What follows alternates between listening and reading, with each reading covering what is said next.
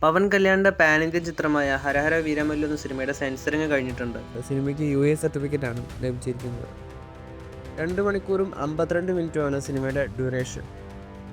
ആശ എന്ന സിനിമയുടെ ഷൂട്ടിംഗ് തുടങ്ങിയിരിക്കുകയാണ്. ഉർവശിയും ജോർജുമാണ് ഈ ഒരു സിനിമയിൽ പ്രധാന കഥാപാത്രങ്ങളെ അവതരിപ്പിക്കുന്നത്. ഐശ്വര്യലക്ഷ്മി, വിജയരാഘവൻ എന്നിവരും സിനിമയിൽ കാസ്റ്റ് ലിസ്റ്റിലുണ്ട്. അജിത് വിനായക ഫിലിംസ് നിർമ്മിക്കുന്ന ചിത്രം സംവിധാനം ചെയ്യുന്നത് സഫർ സനൽ എന്ന പുതുമുഖ ഡയറക്ടറാണ്.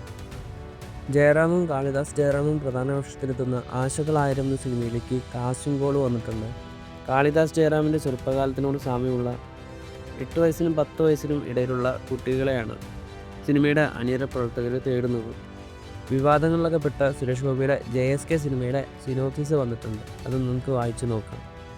ബാംഗ്ലൂരിൽ ഒരു IT പ്രൊഫഷണലായ ജാനകി ശാന്തമായ ഒരു അവധിക്കാലം ആഘോഷിക്കാൻ തൻ്റെ ജന്മനാടായ കേരളത്തിലേക്ക് മടങ്ങുന്നു.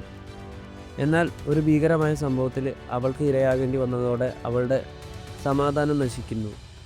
നീതിക്ക് വേണ്ടി അവളുടെ പോരാട്ടം ആരംഭിക്കുമ്പോൾ ഡേവിഡ് ആംബെൽ ഡോണോവൻ എന്ന അഡ്വക്കേറ്റിൻ്റെ കടന്നുവരോടെ കേസിന് അപ്രതീക്ഷിത വഴിത്തിരിവുണ്ടാവുന്നു.